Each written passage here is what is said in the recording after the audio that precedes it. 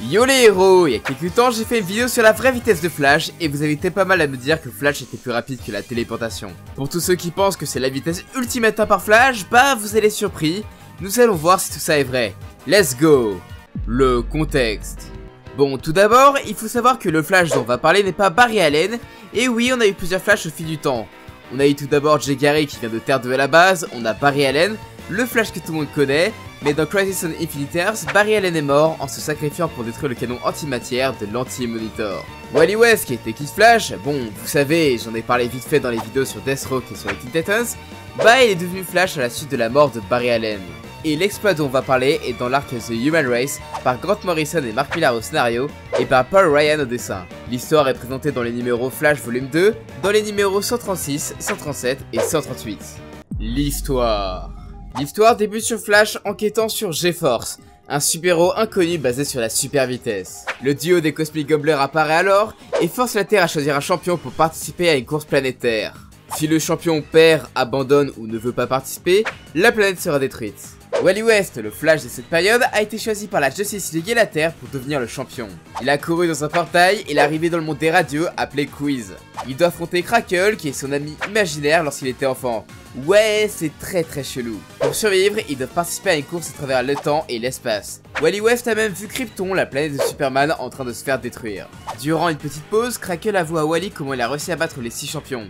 Il récupère l'énergie cinétique que son pop génère en courant sur leur planète. Et ça a donné une idée à Wally. Bon, va pas se le cacher, si pas Crackle à la course, les Gobblers vont envoyer quelqu'un d'autre à affronter, et ça ne s'arrêtera jamais, et la Terre sera toujours menacée. Il a alors proposé un autre pari aux Cosmic Gobblers en leur disant de faire la course avec lui. Ils ont prévu qu'il ne pouvait pas aller plus vite parce qu'il se téléporte, et Flash les a quand même défiés. Et alors, il est plus rapide que la téléportation? Et bah, dans le comics, oui, il a réussi. Mais est-ce qu'il a fait tout seul? Pour rappel, c'est la méthode de Crackle qui a donné l'idée à Wally de proposer un pari aux Cosmic Gobblers. L'idée de Wally était de prendre l'énergie cinétique de la Terre à l'aide de la Speed Force pour être plus rapide. Il a contacté la planète Terre pour que tout le monde court. Tous les terriens, quels que soient les pays, ont couru. Il a même reçu la vitesse d'autres personnages qui se déplacent à une vitesse incroyable comme Superman, ou d'autres bolides comme Impulse ou encore Jay Garrick. Crackle s'est même sacrifié en donnant sa vitesse et celle que son peuple avait générée. Il est arrivé sur la Terre et tout était figé.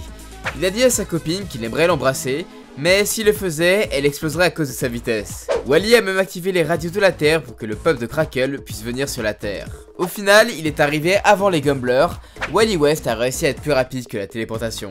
Alors oui, Flash a réussi à être plus rapide, c'est indéniable. Mais alors deux choses. On ne peut pas calculer sa vitesse parce qu'on ne connaît pas la distance, donc si ça se trouve, c'est moins rapide que lorsque Flash a sauvé les Coréens avec 13 millions de fois la vitesse de la lumière, ou au contraire, c'est infiniment plus rapide. Et surtout, il ne peut pas le faire comme ça demande beaucoup de préparation. Il a eu besoin de l'énergie cinétique de la Terre avec des bolides et même l'énergie accumulée de Crackle. Au final, Wally West n'a pas réussi à aller aussi vite tout seul. Et c'est tout pour cette vidéo, c'était super chouette et j'aimerais bien répondre à des questions de ce style.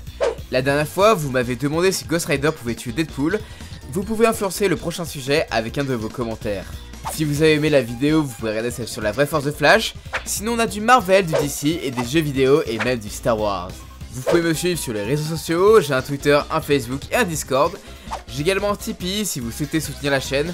Vous pouvez faire des dons en échange de contrepartie. N'oubliez pas de vous abonner à la chaîne, je vous fais des bisous sur les fesses gauches, à la prochaine, ciao.